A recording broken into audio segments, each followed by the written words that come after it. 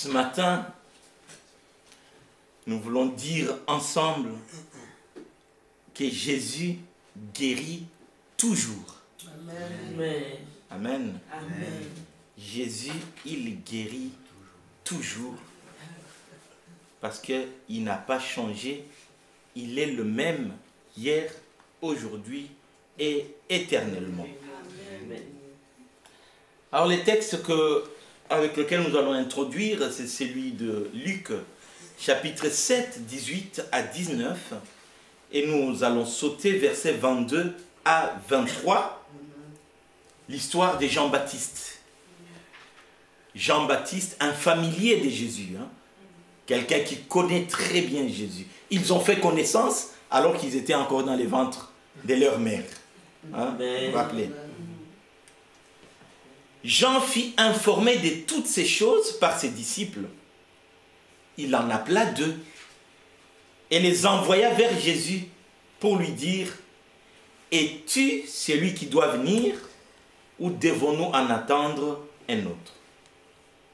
Et il leur répondit: allez rapporter à Jean ce que vous avez vu et entendu. Les aveugles voient, les boiteux marchent, les lépreux sont purifiés, les sourds entendent, les morts ressuscitent. La bonne nouvelle est annoncée aux pauvres. Heureux c'est lui pour qui je ne serai pas une occasion de chute. Amen. Amen. C'est une joie pour moi ce matin de vous accueillir, de vous souhaiter la bienvenue. Et particulièrement à Jean et Teddy qui n'ont pas suivi les débuts de cette prédication. Jean pour un événement heureux, encore félicitations. Et Teddy pour des raisons professionnelles, et encore courage, n'est-ce pas? Comme je disais, Jean-Baptiste est celui qui connaît Jésus plus que tout le monde, je dirais. Il le connaît avant même sa naissance. La Bible nous dit, les 2 embryons dans le ventre, quand leurs mères se sont rencontrées, n'est-ce pas, ont bougé comme si leur mère était remplie du Saint-Esprit, par la présence de Jésus dans les ventres de Marie. Amen. Amen. Mais Jean va connaître une situation comme la nôtre. Il y a un prophète qu'on a cité dernièrement, pour lequel la Bible dit il n'était qu'un homme comme nous. Vous vous rappelez? Élie n'était qu'un homme comme nous. Jean aussi. Il n'était qu'un homme comme nous. Et il va connaître l'épreuve. Il va connaître des situations difficiles. Il va connaître la prison, la privation de liberté, l'éloignement de ses proches, le manque d'amour, manque de solidarité. Ses disciples passent de temps en temps le voir. Et en prison, il se pose des questions. Je ne sais pas s'il vous est arrivé de traverser des moments difficiles, des moments d'épreuve, où on se demande, mais est-ce que Dieu entend encore les prières? Est-ce qu'il est encore là? Ça m'est arrivé dans ma vie de rentrer dans ma chambre, de sentir la présence du Saint-Esprit, de sentir que Jésus est là, mon Dieu est là. Je suis rassuré, rien ne peut me faire quoi que ce soit. Je sens la présence de Dieu. Pendant l'épreuve, on a l'impression qu'il a voyagé. On a l'impression qu'il dort. On a l'impression qu'il n'est plus là.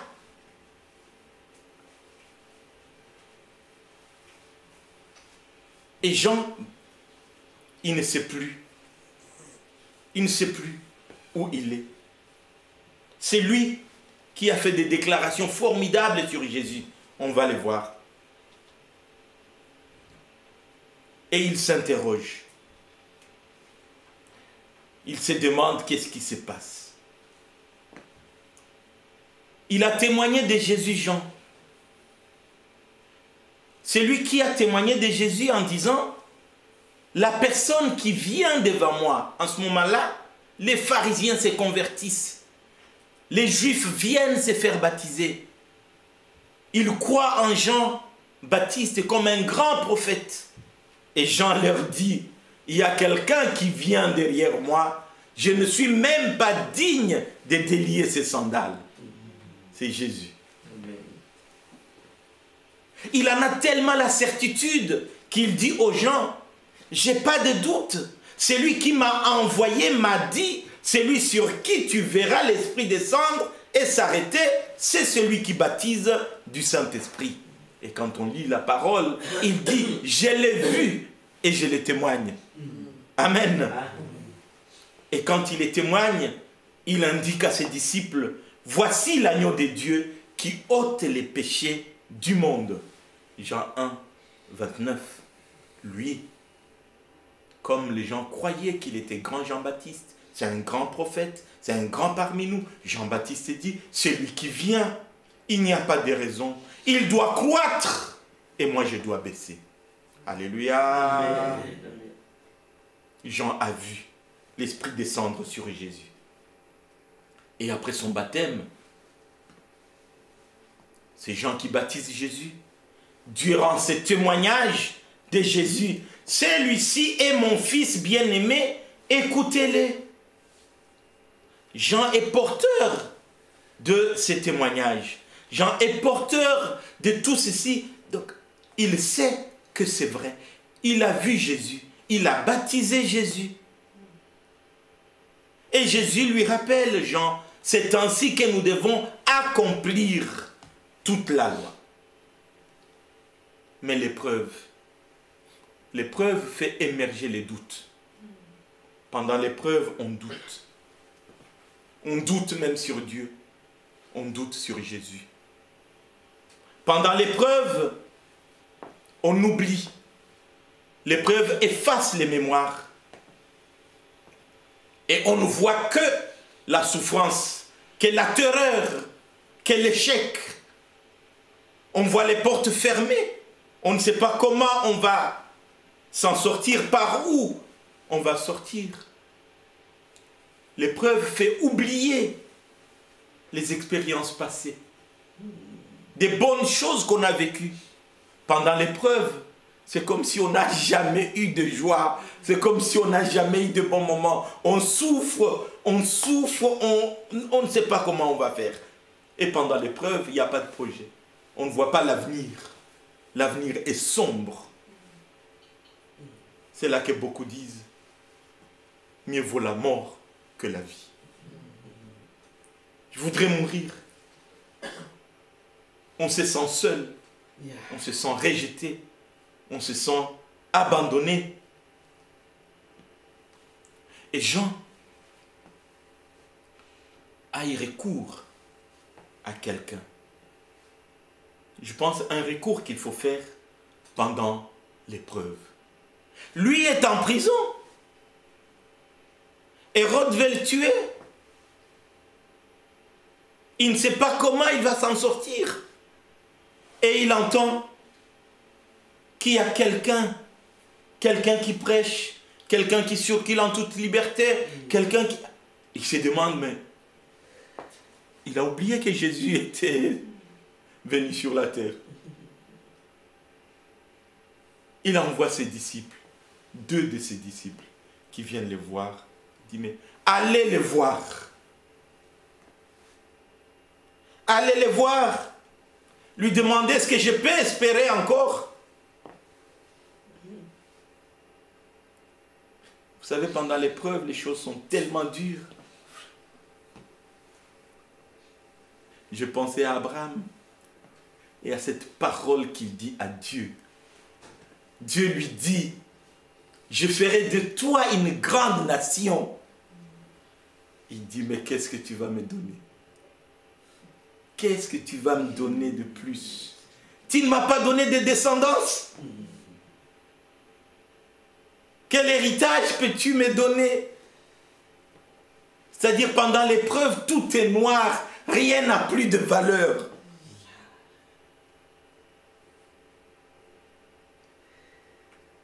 Je ferai de toi une grande nation. Pas par les possibilités humaines, pas par la force de l'homme. Comme dit la parole de Dieu, ce n'est pas par la force, ce n'est pas par la puissance, mais par l'Esprit de Dieu. Tout est possible. Amen. Amen. Jean va porter les regards et il envoie ses disciples. Allez le voir et demandez-lui. Est-ce qu'il y a une autre espérance? Pouvons-nous compter sur quelqu'un d'autre? Ou c'est lui? Est-ce que c'est lui qui doit venir? Parce que s'il est là, pourquoi je souffre? S'il est là, pourquoi je suis en prison? Notre thème, Jésus guérit encore. Jésus guérit toujours. Amen. Jésus est le même hier, aujourd'hui et éternellement. Et dans notre texte, il dit aux disciples de Jean, vous avez entendu des choses? Oui. Vous en avez vu? Oui. Allez dire à Jean ce que vous avez entendu. Allez dire à Jean ce que vous voyez. Amen. Amen. Et qu'est-ce qu'il voit? Les aveugles voient. Amen. Amen. Les aveugles voient au pied de Jésus-Christ. Et ces aveugles peuvent crier, mon Seigneur et mon Dieu. À un aveugle à qui Jésus donne la vue, Jésus lui demande, est-ce que tu crois au Seigneur? Jésus. Qui est-il, Seigneur, pour que je croie en lui? Et Jésus de lui répondre, tu l'as vu. Amen. Il a pu voir, il voit les seigneurs devant lui. Les boiteux marchent. La parole du Seigneur nous dit, heureux les pieds de celui qui annonce la bonne nouvelle. Quand les boiteux marchent, ils ne marchent pas pour rien. Ils marchent pour annoncer, n'est-ce pas, les royaumes de Dieu. Les sourds entendent. Ils entendent la parole qui affranchit, la parole qui libère, la parole qui rend libre, qui sauve, la parole qui guérit. Rappelez-vous de ce monsieur dans l'assemblée qui entend Jésus prêcher. Et qu'est-ce qu'il dit? Heureux les saints qui t'ont allaité. Parce que tu as la parole de vie, la parole de puissance, la parole de réconciliation, la parole de guérison. Allez dire à Jean ce que vous voyez, les morts ressuscitent. Parce que je suis la résurrection et la vie. Alléluia.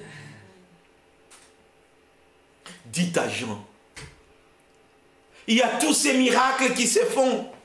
Mais ce qui est formidable, c'est que la bonne nouvelle est annoncée aux pauvres. Jésus-Christ est Seigneur. Jésus-Christ est roi.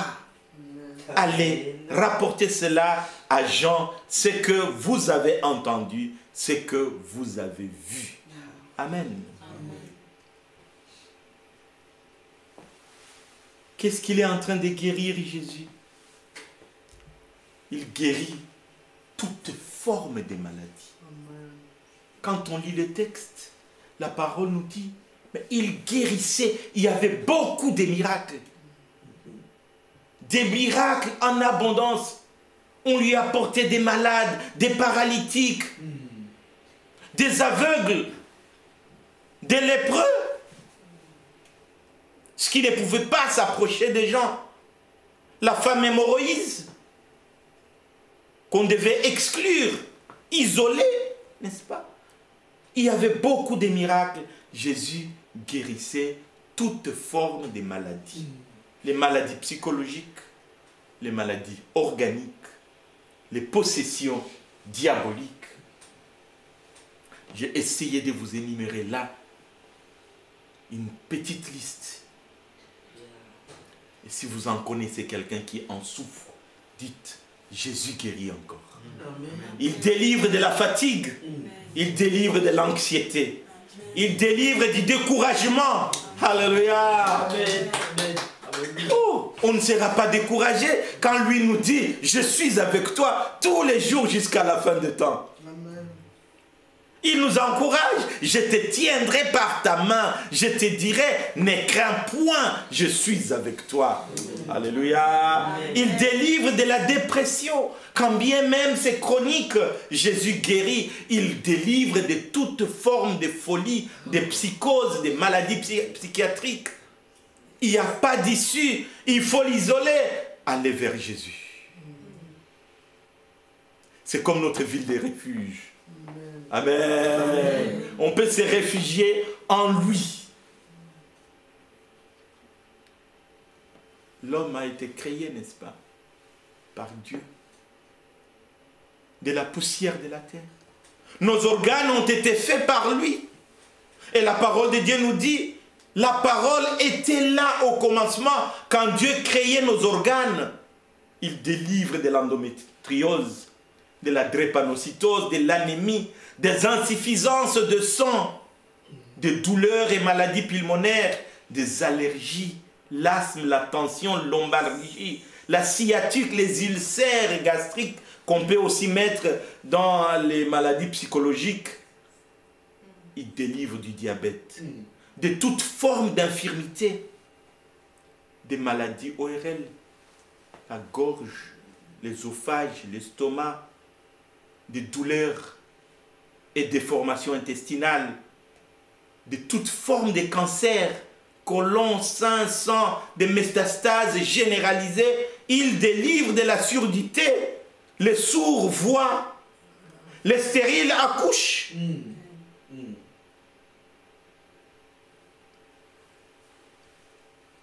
Même de la fièvre et de la grippe, il délivre.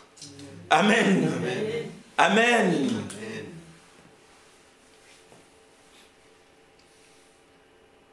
J'ai des images devant moi.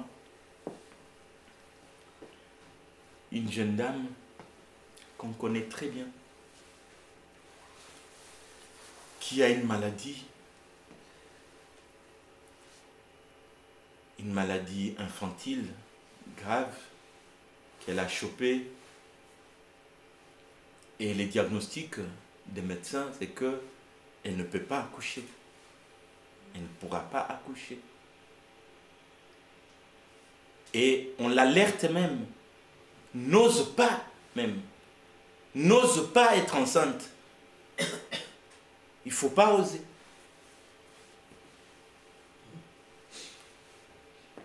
Un jour, elle se retrouve enceinte. Elle se retrouve enceinte. Je pense qu'on nous l'a annoncé, elle était ici, avec son mari un jour. Elle dit, elle est enceinte. Et tout le monde se demande, elle pourra accoucher. Elle loue le Seigneur. Son mari sert le Seigneur. Et cette dame, elle a accouché. Les moments étaient tellement difficiles. On nous annonce la maladie de son mari. Une maladie grave. Il ne peut pas avoir d'enfant.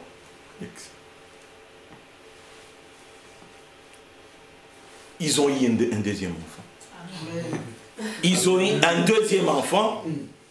Eux-mêmes ne s'y attendent pas. Le monde ne s'y attend pas. Et nous sommes ici, on nous a dit, elle a accouché, elle a un deuxième enfant. Alléluia. Formidable. Amen. Oui, Seigneur, c'est toi. Rien n'est impossible à Dieu. Nous servions dans une église qui n'est pas loin d'ici, à Versailles, et il arrive de jeunes, un jeune couple, n'est-ce pas? Ils venaient de se marier, et ils n'avaient pas d'enfant. J'avais pas le courage de prier. Esther, elle aime beaucoup prier, et parfois, elle dit, mais bon, elle perd de sens. Elle dit, ben, il faut qu'on prie pour... Elle dit ça à l'église.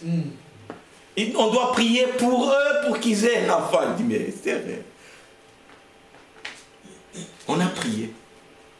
On a prié. On a prié. Formidable. Ils ont eu des enfants. Ils ont eu des enfants. Amen. Rien n'est impossible à Dieu. Alléluia. Si tu confesses dans ton cœur, si tu crois que Jésus-Christ est Seigneur, tu seras guéri. Tu seras sauvé. Il délivre des possessions diaboliques, des possessions sataniques de toutes formes, des gens qui sont hantés par les mauvais esprits. Amenez-les au pied de la croix. Amen. Amen. Parfois on se trompe et on va délivrer, demander la délivrance de celui qui est possédé par les démons auprès de celui qui a la puissance des démons. On amène les gens là-bas. Ils en sortent avec une forme d'apaisement, mais la Bible nous dit, quand tu chasses un démon, il part chercher 7 plus pires que lui, qui reviennent et qui vont prendre possession de la place, qui vont habiter là-bas. Amen. Ah oui. Et comme les gens ont l'habitude d'aller vers ceux qui ont le pouvoir des démons pour délivrer, ils voyaient Jésus délivrer, ils disent, ben, c'est par le pouvoir des démons qu'il délivre les gens. Et Jésus dit clairement, non. Un démon ne peut pas chasser un démon. Parce qu'un royaume qui est divisé contre lui-même, il ne peut pas tenir. Amen. Et il demande aux gens, vos fils, les disciples qui chassent les démons, ils les chassent par qui? Par quel pouvoir? La Bible nous dit, il n'y a aucun autre nom qui nous ait été donné par lequel nous puissions être sauvés. Amen. Il n'y a aucun autre nom par lequel nous pouvons être guéris si ce n'est le nom de Jésus. Il guérit de toute forme de folie, de toute forme de mauvais esprits, de toute forme de possession des sirènes, d'hommes de nuit, de toute forme d'attaque spirituelle, d'angoisse. Il délivre. La parole du Seigneur nous a dit, confessez. Ne cachez pas ces réalités. Si vous êtes possédé, si vous êtes hanté, si Satan a pris pouvoir à installer son trône d'une manière ou d'une autre chez vous, dites-les. Déclare-les aux frères et sœurs. La parole du Seigneur ne dit-elle pas, si quelqu'un parmi vous est malade, qu'il appelle les anciens de l'église, qui vont prier pour lui, et la prière de la foi délivrera la personne. Amen. Amen. Amen. C'est la parole de Dieu. C'est Jésus qui le dit. Il est écrit. Et si c'est écrit, donc c'est vrai. Quand Jésus guérit,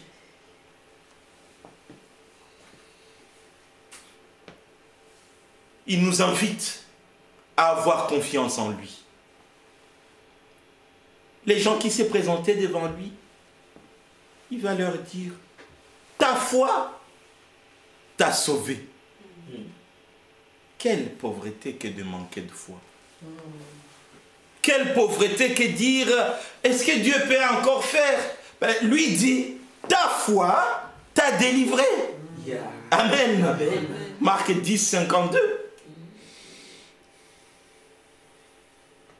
Marc 5, 34. Ma fille, mon fils, quelle affinité, hein? Quelle affinité, quelle proximité, quel amour. Va en paix, ta foi t'a guéri. Amen. Alléluia. Confessez et recevez la guérison. Jésus utilise une autre stratégie pour guérir. Et il utilise des objets naturels. Les objets de la nature. La boue, la salive, l'eau, pour cet aveugle de Jean 9, Jean chapitre 9, verset 7. Il est aveugle, que fait Jésus? Jésus prend de la boue, il met sur ses yeux, il lui demande d'aller se laver. C'est vrai que c'est Jésus qui met la boue. Mais l'aveugle doit aller. C'est-à-dire qu'il y a un pas qu'il doit faire. Amen. Tu as la foi, ta foi t'a sauvé. Tu as un pas à faire. Christ t'a touché les yeux par cette boue. Va à Siloé et lave-toi. Et beaucoup voient, non, une forme d'acceptation, n'est-ce pas, de tout ce que Dieu donne comme possibilité pour être guéri. Il y a ceux qui vont vous dire, n'allez pas chez médecin, n'allez plus chez... Non, Jésus lui-même a utilisé des choses de la nature pour guérir. Il applique cette boue. Et il l'envoie. Et cette rivière où on l'envoie, ça s'appelle Siloé, c'est envoyer. La signification de cette rivière. Envoyer. Comme s'il l'envoyait témoigner. Quand nous lisons la parole, il a lavé ses yeux, il a vu de la rivière, il a commencé à témoigner. Cet homme m'a appliqué la boue sur les yeux, il m'a envoyé à Siloé et moi je vois. Amen. Amen. Amen. Il nous invite à témoigner, à ne pas garder cela en silence. J'ai cité cette femme, hémorroïs, Marc 5, 30, qui va faire un pas. Dans son cœur, dans son âme, elle a une décision, c'est de toucher les pans de Jésus, du vêtement de Jésus. Si je les touche, je serai guéri. Mais comment le toucher? Il y a la foule, il y a des gens, il faut se faufiler, il faut prendre courage. Mais pourquoi prendre ces risques? Parce que la loi l'interdit à cette femme d'être au milieu des gens. La loi l'invite à s'isoler, à se mettre loin. Mais Jésus n'isole pas, Jésus rassemble. Amen. Jésus ne rejette pas, Jésus accueille. Et cette dame qui va se faufiler, jusqu'au pied de Jésus, elle regarde, c'est Christ. Fait ses pas de foi. Amen. C'est pas facile de se faufiler comme ça. C'est pas facile de braver tous les interdits. C'est pas facile d'y aller alors que tout le monde te dit mais tu es folle, on ne vit plus comme ça. Ce sont les anciens qui pratiquaient ça, c'est des choses anciennes.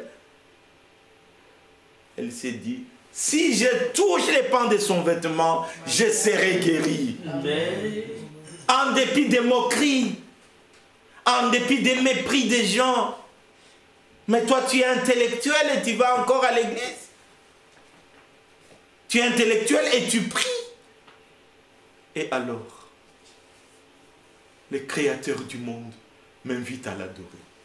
Le Créateur du monde m'a fait comprendre l'essence de ma vie. L'essence de ma vie, c'est l'adorer, c'est le servir, c'est le louer. Alléluia. L'essence de ma vie, c'est de dire que Christ est ressuscité. Peu importe les moqueries. Elle arrive au pied du Seigneur. Elle touche les vêtements de Jésus. Jésus dit, quelqu'un m'a touché. Et tous ces gens qui empêchaient cette femme d'arriver, disent, mais Seigneur, il y a du monde. Il y a du monde. Comment tu dis quelqu'un t'a touché? Oui, quelqu'un m'a touché. Et vous savez, celle qui l'a touché, c'est celle qui ne doit pas être là. C'est celle qui doit être isolée. C'est celle qui ne doit pas se présenter dans la foule. C'est celle qui ne doit pas se présenter surtout devant les hommes. C'est elle. Mais quand Jésus se retourne, Jésus lui dit, ma fille. Oh, Ma fille, mon bien-aimé, ma petite princesse, comme nous appelons nos enfants. Ta foi t'a guéri, ta foi t'a sauvé. Amen. Va en paix. Aussitôt dit, aussitôt, l'hémorragie s'arrête. Amen. Amen. Il y a des maladies qui viennent de la puissance des péchés. Vous savez, la Bible nous dit, Dieu a créé les ciels et la terre. Il a fait émerger de la terre les plantes de toutes sortes. Il a regardé, tout était bon. Oui. Tout était bon, impeccable. Dieu satisfait de son œuvre. Après le péché, qu'est-ce qui se passe? La terre commence à donner des épines et des ronces. On peut se blesser. Et Jésus voyait certains qui arrivaient avec des maladies, mais dont le premier lien, c'est le péché. Tes péchés te sont pardonnés. Confesse tes péchés. Amen. Amen. Confesse tes péchés à Jésus et tu seras délivré. Luc 5, 20, Matthieu 7, 48. Et ces paralytiques qu'on lui amène dans Matthieu 9, verset 5. Il y a une foule de gens et ces hommes ne savent pas quoi faire. Ils sont obligés d'ouvrir les toits de la maison pour descendre Jésus, pour descendre les paralytiques au pied de Jésus.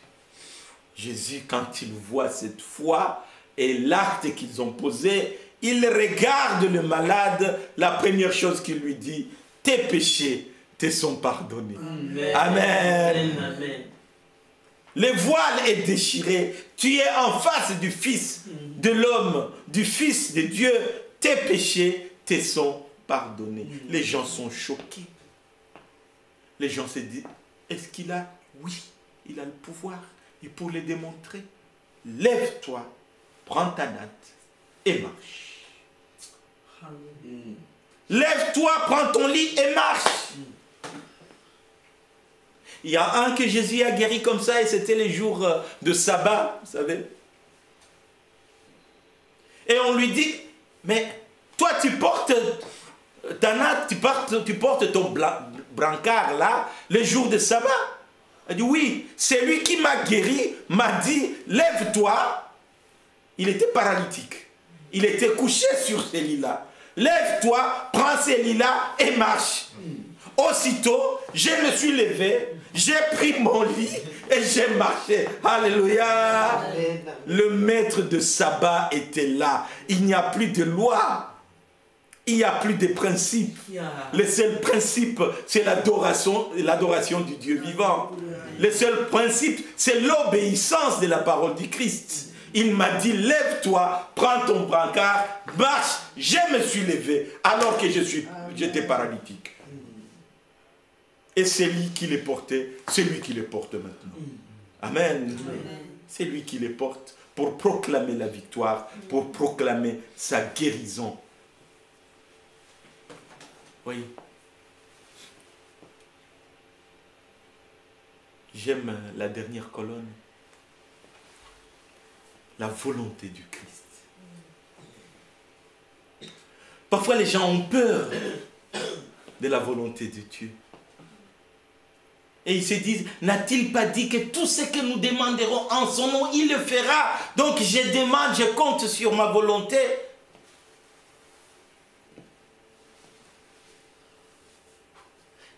Pensez à ce lépreux qui arrive devant Jésus. Seigneur, si tu le veux, tu peux me rendre pur. Si tu le veux, tu peux me rendre pur. La parole du Seigneur nous dit, la pensée de Dieu, la volonté de Dieu pour vous, c'est que vous puissiez prospérer à tous égards. Amen. Amen. Ce texte que j'aime bien, Jean 10, 10. Le voleur ne vient que pour dérober, égorger, tuer. Moi, je suis venu pour que vous ayez la vie et la vie en abondance. Amen. Alléluia. Amen. C'est ça la volonté de Dieu pour vous. Et cet aveugle, ce lépreux, si tu veux, Jésus lui répond, si tu veux, je le veux, sois pur. Amen. Amen. Je le veux, sois pur. Et la lèpre s'en va.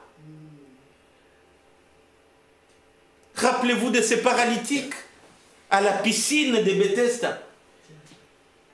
38 ans. 38 ans de souffrance. 38 ans de manque de solidarité. 38 ans de manque d'amour. 38 ans de rejet. Et Jésus arrive. Veux-tu être guéri toi aussi? C'était impossible pour lui. Quelle question? Seigneur, moi, je n'ai personne. Moi, je n'ai personne. Et je vois les autres à côté de moi, qui ont des frères, qui ont des amis, qui ont des proches, qui ont des collègues du travail, qui ont du soutien. Quand l'ange arrive pour retourner l'eau bouille. L'eau commence à bouillonner. Moi, comment je vais me traîner pour arriver? Le temps que je commence à me traîner, quelqu'un d'autre a été déposé là par ses proches, par ses amis. Moi, je n'ai pas d'amis, je n'ai pas de proches. Une chanson en Swahili.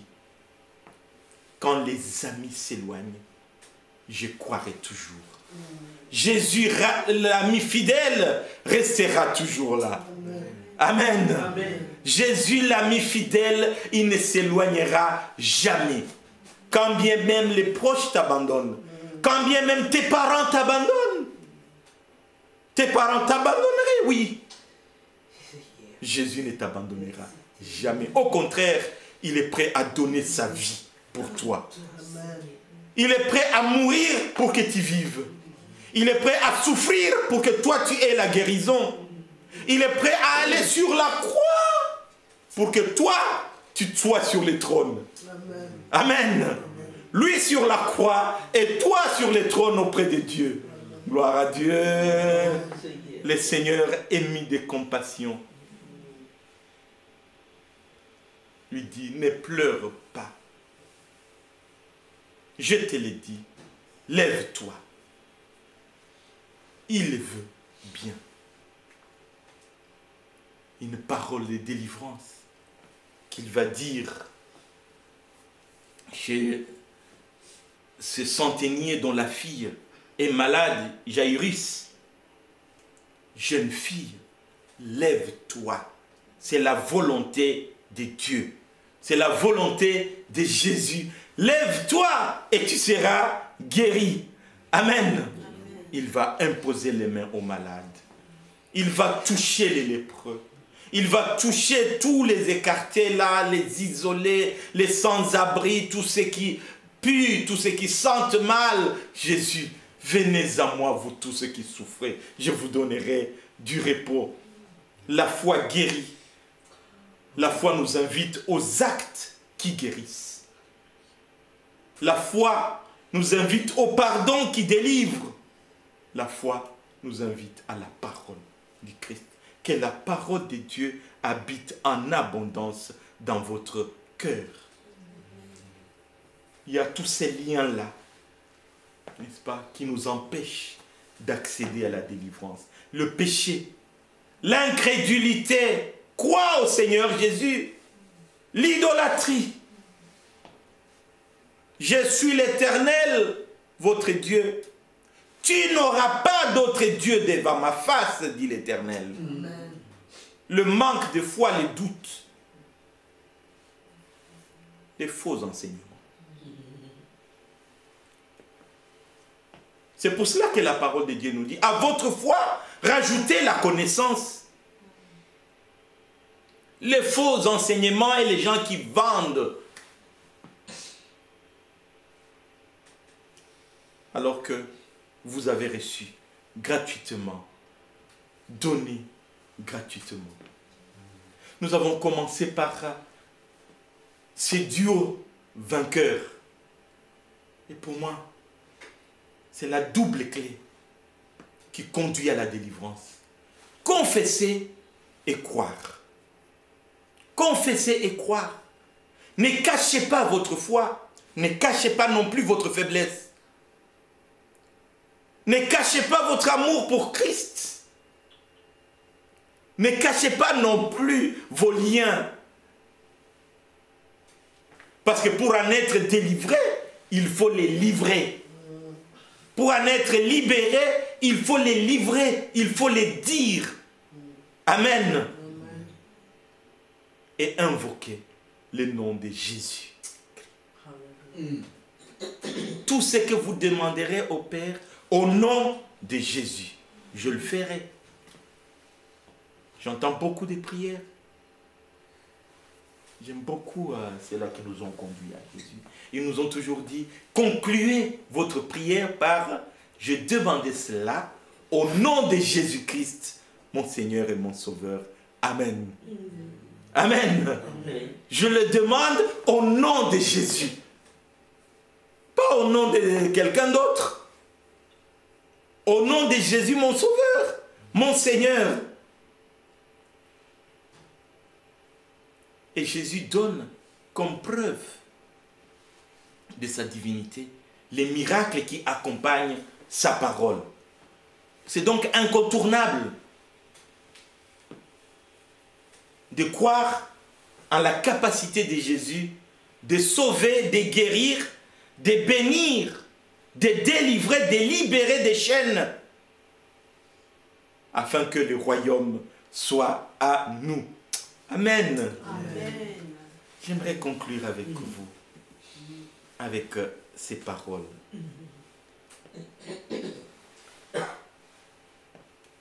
Ces paroles sont vraies, c'est la parole de Dieu. Marc 16, 17 à 19, et nous sautons à 20b. Et voici les miracles qui accompagneront ceux qui auront cru. Vous croyez? Oui. Vous croyez? Oui. Au nom de Jésus, en mon nom, ils chasseront les démons. En mon nom, ils parleront de nouvelles langues. Ils saisiront des serpents en mon nom. Amen. En mon nom, même s'ils boivent quelques breuvages mortels, il ne leur fera point de mal. Amen. Ils imposeront les mains aux malades. Les malades seront guéris. Amen. Et la parole de Dieu nous dit, le Seigneur travaillait avec eux et confirmait la parole par les miracles qui l'accompagnaient. Alléluia. Vous croyez en Jésus? Au nom de Jésus, vous chasserez les démons. Au nom de Jésus, vous résisterez au diable et il s'enfuira. Vous croyez en Jésus, vous parlerez dans de nouvelles langues. Alléluia. Les fusions du Saint-Esprit nous amèneront à vivre, n'est-ce pas? Le parler en langue, vous saisirez des serpents. J'aime beaucoup aussi cette image. Vous saisirez des serpents. Vous voyez comment le serpent fait peur? Vous dites, tu as osé. Voilà. Ah, et c'est l'image des attaques du malin. C'est l'image des attaques du diable. Et vous, vous avez la puissance, vous avez le pouvoir de les maîtriser. Amen. Ces serpents-là, vous allez les maîtriser. Amen. Amen. Si vous buvez quelque chose de mortel, rien ne vous fera du mal, parce que c'est la vie du Christ qui jaillit en vous. Amen. Alléluia. Amen. La vie du Christ jaillit en vous. Et le Seigneur, il confirme sa parole par des miracles, par des guérisons, au nom de Jésus-Christ. Amen. Tu es le même hier, aujourd'hui et à jamais. Tu n'échanges pas. Ta parole nous rappelle que tu es là. Tu n'abandonnes jamais tes enfants. Quand bien même nous traversions la vallée de l'ombre et de la mort, ta houlette et ton bâton nous rassurent. Tu es avec nous. Je remets tes enfants entre tes mains. Ceux-là qui souffrent des différentes maladies que nous avons citées et que nous avons oubliées. Je remets tes enfants entre tes mains, Jésus. Ceux-là qui souffrent des insuffisances cardiaques, d'infirmités, d'endométriose, des drépanocytoses, des cancers. Je remets tes enfants entre tes mains. Ceux-là qui sont découragés, qui perdent confiance.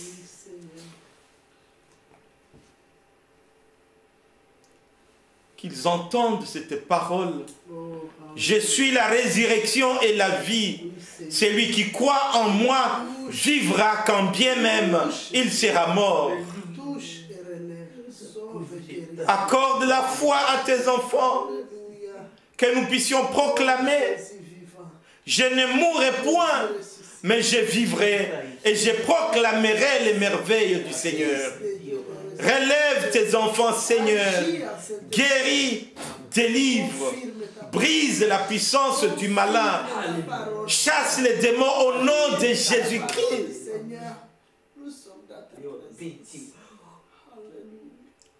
Oui, nous venons auprès de toi, Seigneur. Au pied de la croix, je m'incline. Au pied de la croix, j'accueille ta vie, ta bénédiction. Bénis tes enfants qui sont ici. Accompagne chacun. Non jamais tout seul. Jésus, mon sauveur, te garde, t'accompagne, te soutient. C'est ton sauveur. Au nom de Jésus-Christ, nous avons prié. Amen. Amen. Amen. Le Seigneur vous bénisse.